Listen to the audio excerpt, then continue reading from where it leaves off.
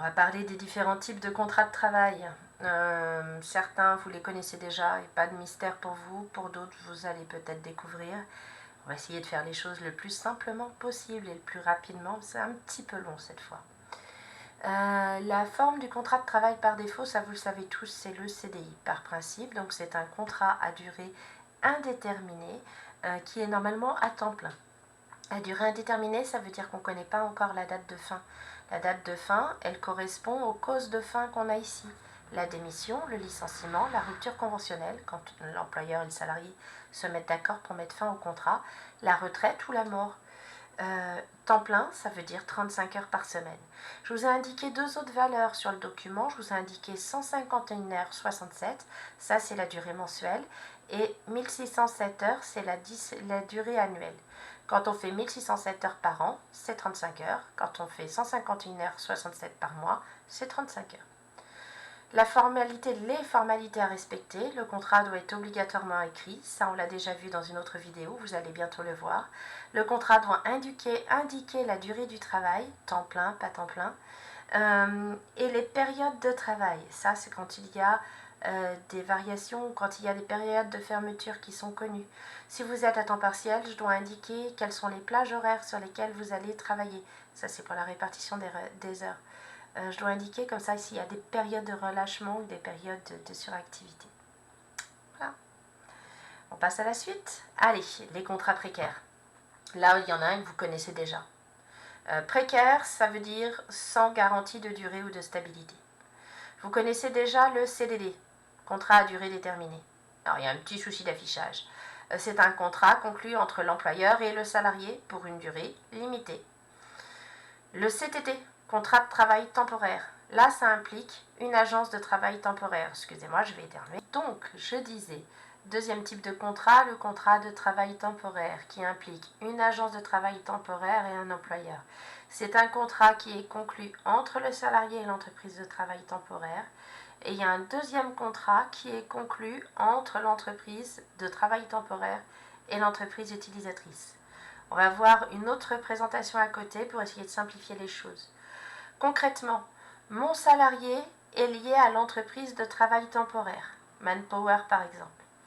Le salarié est en contact avec l'entreprise et puis quand l'entreprise a une mission à proposer, elle va faire un contrat pour cette mission. Et de l'autre côté, l'entreprise de travail temporaire a une relation, un contrat avec l'entreprise utilisatrice, celle chez qui vous allez faire votre travail. C'est ce qu'on appelle un contrat de mise à disposition. Entre le salarié et l'entreprise utilisatrice, il n'y a pas de contrat, rien. Concrètement, ça veut dire que le salarié est salarié de l'entreprise de travail temporaire qui le prête à une entreprise utilisatrice. Ça veut dire aussi que les actions prud'hommes, ça se fera contre Manpower, par exemple, contre l'agence de travail temporaire. Si c'est bon pour tout le monde, on poursuit. On va maintenant travailler ensemble sur le CDD et le CTT. Alors vous allez voir, je vous ai tout regroupé au même endroit. C'est globalement les mêmes principes entre le contrat de travail temporaire et le CDD. Donc on va simplifier ça. Cas de recours. On n'a pas le droit de faire des CDD ou CTT pour n'importe quel motif. Il faut avoir des cas de recours très particuliers. On va par exemple pouvoir recourir au CDD ou au CTT si on a besoin de remplacer un salarié absent, parce qu'il est malade, en formation, en congé maternité, en congé parental. Qu'est-ce qu'on peut avoir d'autre? C'est pas mal déjà. En congé sabbatique aussi. Je vais remplacer un salarié absent. Deuxième cas, je vais avoir un accroissement temporaire d'activité. Un pic d'activité qui va durer pas très longtemps et pour lequel je dois faire face en embauchant de la main-d'œuvre. Les JO à Paris, ça va être un pic d'activité. Il va y avoir des entreprises touristiques qui vont avoir besoin de plus de personnel, puisqu'il va y avoir plus de clients. Et ça va être sur un temps limité. Donc là, on va recourir à des CDD ou des CTT pour combler la main-d'œuvre, pour combler le manque de personnel. On ne peut pas embaucher un CDI parce que ce serait une mauvaise idée. Votre CDI, il faut avoir un motif pour s'en séparer après. Et on n'a plus besoin de toi, c'est pas un motif. Quand j'embauche un CDI, je dois être sûre d'avoir du travail à lui proposer. Donc, on va recourir au CDD ou au CTT, par exemple pour les JO, pour accroissement temporaire d'activité. Ça va être pour les emplois à caractère saisonnier, ça vise les stations balnéaires, les stations de ski. Et je vais avoir les emplois pour lesquels il est d'usage de ne pas recourir au CDI, par exemple le spectacle, les artistes. Interdiction. Il est strictement interdit de recourir au CDD ou au CTT pour remplacer un salarié gréviste, pour faire des travaux dangereux ou pour le mettre sur un poste qui vient d'être supprimé pour motif économique. Imaginez, j'avais quelqu'un sur un poste, je l'ai licencié pour motif économique en disant ce poste, j'en ai plus besoin, et puis finalement, j'embauche un CDD pour le mettre à la place. Ça, c'est pas correct. La loi nous dit que c'est interdit. Les caractéristiques. Le contrat doit être fait par écrit. Sinon, si c'est pas fait par écrit, on risque une requalification en CDI, encore une fois. Il faut respecter des mentions obligatoires. Le motif de recours, est-ce que c'est accroissement temporaire d'activité, par exemple? Il faut être précis.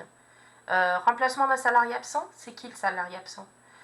Il faut indiquer l'identité des parties, la date d'échéance, l'emploi occupé. La date d'échéance, parfois, c'est une date précise, 15 juin par exemple. Mais parfois, ça peut être aussi un événement. Retour de M. Dupont actuellement malade. Si jamais il manque une de ces mentions, alors on peut agir devant les prud'hommes pour faire reconnaître un CDI. Faut faire attention. Il faut être super prudent quand on est employeur. Durée maximale, 18 mois, renouvellement compris. En fait, on peut faire jusqu'à 2 renouvellements. Imaginez, je vous embauche pour remplacer un salarié absent, par exemple, même pas. Je vous embauche même pas pour ça, tiens. Je vous embauche à la base pour accroissement temporaire d'activité. Ça dure 3 mois. Et puis le temporaire devient durable. Je me rends compte que j'ai besoin de vous un peu plus longtemps. Je peux vous garder. Allez, je décide de vous renouveler encore 3 mois. Ça fera 6 mois que vous aurez passé chez moi. Et puis au bout des 6 mois, je vais regarder et puis je dis mais en fait, j'ai encore un peu besoin d'elle. Je suis encore dans ce pic d'activité, je m'en sors pas. Eh bien, je peux encore vous faire un renouvellement. La durée totale depuis le premier jour ne devra pas dépasser 18 mois. Alors après, je peux faire plein de durées différentes. Je peux commencer par 5 mois, 3 mois, 2 mois, 10 mois, 2 mois, 6 mois, du moment que je ne dépasse pas 18 mois. Le contrat peut être renouvelé 2 fois, c'est ce que je vous ai indiqué. Alors après, au-delà des renouvellements, c'est plus là, à la place de renouvellement, il faudrait voir succession de contrats. On peut enchaîner des contrats précaires avec un même... Enfin, on ne peut pas, enchaîner des contrats précaires. On ne peut pas du tout, non, enchaîner des contrats précaires avec un même salarié ou un salarié différent sur un même poste. Je vais faire la modification avec vous. Ici, c'est pas renouvellement, c'est succession de contrats. Si jamais on souhaitait conserver des salariés temporaires sur un poste, parce que mettons que l'accroissement temporaire dure beaucoup plus longtemps, eh bien on sera obligé de respecter un délai de carence entre 2 contrats.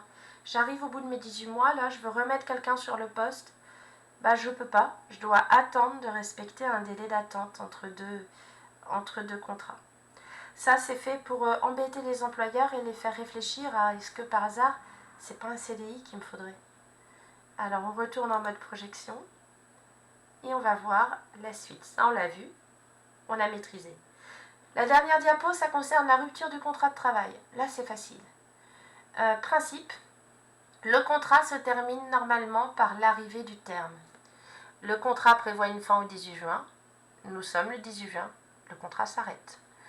Le terme, ça peut être un motif de recours qui s'arrête. Remplacer M. Dupont. M. Dupont revient, le contrat s'arrête. Alors il y a un autre motif que je n'ai pas indiqué là, c'est la faute grave. Votre salarié a commis des agissements qui sont particulièrement incorrects et vous ne pouvez pas le garder plus longtemps dans l'entreprise, vous pouvez mettre fin au contrat de manière anticipée, c'est-à-dire avant l'arrivée du terme. Quand on met fin à un CDD ou à un CTT, on doit verser une indemnité de précarité ou une indemnité de fin de mission pour l'intérim. On va à nouveau le préciser, insertion, TAC, indemnité de fin de mission. L'indemnité de fin de mission, c'est exactement le même principe, mais ça concerne juste l'intérim. Indemnité de précarité, hop, on va ajouter CTT, indemnité de fin de mission. Allez, on le précise, on l'ajoute en noir, on diminue le format. Indemnité de fin de mission. Le principe, c'est que ça correspond à 10% de la rémunération brute cumulée sur l'ensemble du contrat. Je prends tous vos salaires touchés sur tout le contrat, par exemple sur 18 mois. Je prends en compte la rémunération brute, c'est-à-dire avec les cotisations sociales, je vous en verse 10%. Ça commence à être pas mal. Attention, ce n'est pas valable pour les étudiants ou les lycéens. Et puis, si jamais on vous propose un CDI, eh bien dans ce cas-là, il n'y a plus besoin de verser d'indemnité. On rajoute en plus un droit à allocation chômage. Voilà, c'est tout pour les contrats précaires et le CDI. Merci à vous.